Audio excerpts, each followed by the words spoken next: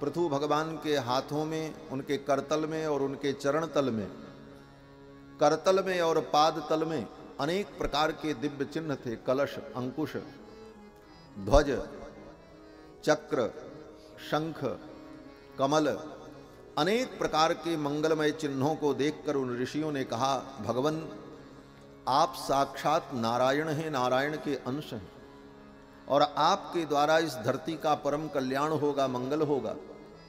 आपके द्वारा ये संपूर्ण पृथ्वी सुसज्जित होगी। ये सब कह करके ऋषि मुनि लोग पृथु भगवान की स्तुति करने लगे। पृथु भगवान ने उनको रोक दिया, बोले नहीं नहीं, मेरी स्तुति मत करो। क्यों? बोले अभी तो हमने कुछ किया ही नहीं। जब हमारे द्वारा ये सारे कार्य हो जाएं तब मेरी प्रशंसा करना। कहीं ये कार्य मेरे द्वारा संपादित नहीं हुए तो आपकी वाणी झूठी हो जाएगी। जब ये सारे कार्य मेरे द्वारा हों तब आप मेरी प्रशंसा करना, मेरा गुणगान करना। फिर तो पृथु भगवान जब राजा हुए तो भगवान पृथु ने इस धरती को सुव्यवस्थित किया। पृथु भगवान के पहले ये धरती बड़ी ऊबड़ खाबड़ थी,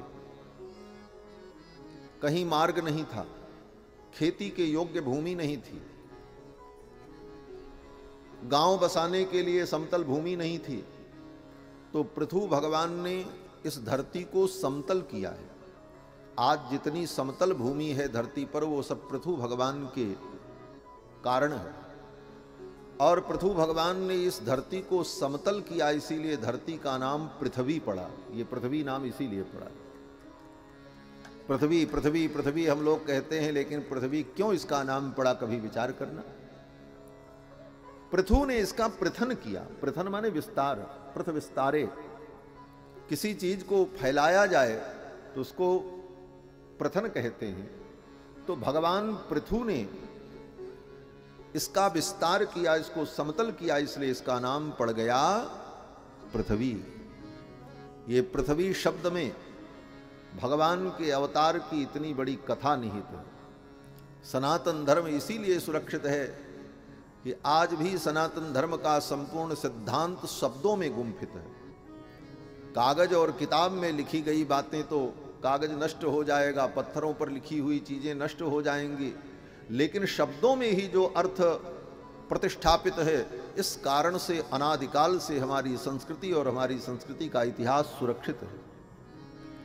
पृथु शब्द में ही ये संपूर्ण कथा भरी पड़ी। भगवान पृथु ने इस धरती को समतल किया, लेकिन तब तक खेती होती नहीं होती थी। प्रजा के लोग भूख से व्याकुल थे। आकर के मंत्रियों ने कहा, महाराज प्रजा तो भूख से व्याकुल है, इसके लिए क्या किया जाए। तो पृथु भगवान ने कहा, धरती के गर्भ में सब प्रकार के बीज विद्यमान हैं, धरती उनको क्यों नहीं प्रकट कर रही।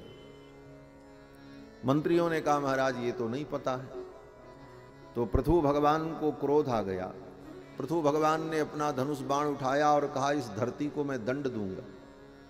वसुधे त्वाम बधिष्यामि मच्छासन परांगमुखीम। मेरे शासन से परांगमुख होकर तुम मेरी प्रजा को दुख दे रही हो। हे धरती, हे वसुधे, मैं तेरा वध कर दूंगा। भगवान इस धरती को दंड देने के लिए जब उद्यत हुए तो धरती गऊ का रूप धारण करके प्रकट हो गई। और धरती ने कहा, महाराज आपने बार बार मेरी रक्षा की है और आप ही मुझे मार देना चाहते। आप ही आदि वराह सूकर का रूप धारण करके मेरा उद्धार किया। मैं आपके चरणों की दासी हूं और आप ही मुझे दंड देना चाहते। भगवान ने कहा, मेरी प्रजा के लोग दुखी हैं, प्रजा के लोग भूखों मर रहे हैं, तो मैं क्या करूं। पृथ्वी ने कहा, आप हमको मार देंगे, मैं जान रही हूं आप समर्थ हैं, लेकिन आप विचार करो, आप अगर हमको मार दोगे तो ये आपकी प्रजा रहेगी कहां।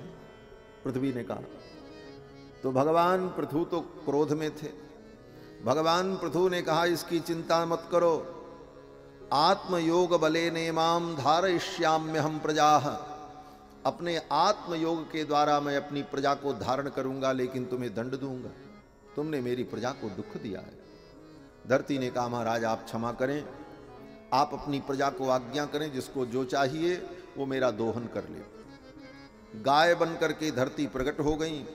फिर तो पृथु भगवान ने अपनी प्रजा को आदेश दिया, देवताओं को, गंधर्वों को, मनुष्यों को, ऋषियों को, राक्षसों को, पिशाचों को, समस्त प्रकार की प्रजातियों को पृथु भगवान ने आदेश दिया, अपने अपने मन के अनुकूल पदार्थ का दोहन कर लो। और सब एक एक बछड़ा लेकर के आए। हर प्रजाति के जो प्रमुख थे वो बछड़ा बने, और उस प्रजाति के लोगों ने धरती के द्वारा उन पदार्थों का दोहन किया।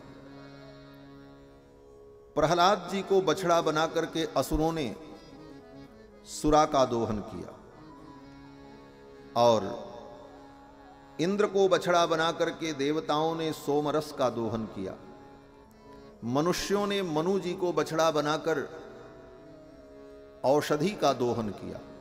औषधि माने अन्न, अन्न को औषधि कहा गया है। ये गेहूं, चावल,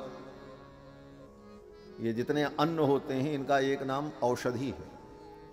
औषधि का मतलब फल पाकांत जो हो उसको औषधि कहते हैं।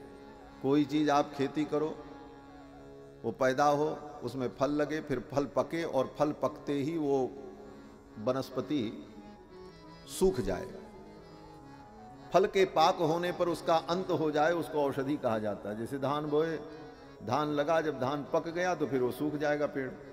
गेहूं जब परिपक्व हो गया तो गेहूं का पेड़ सूख जाएगा।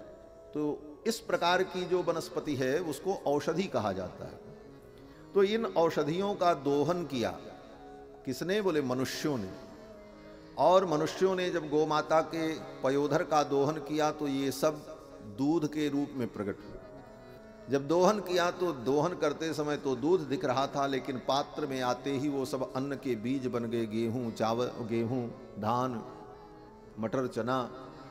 और फिर उन्हीं बीजों को खेतों में डाल करके लोगों ने खेती प्रारंभ की, और उस समय से ये खेती की परंपरा, कृषि की परंपरा का प्रतिष्ठापन हुआ।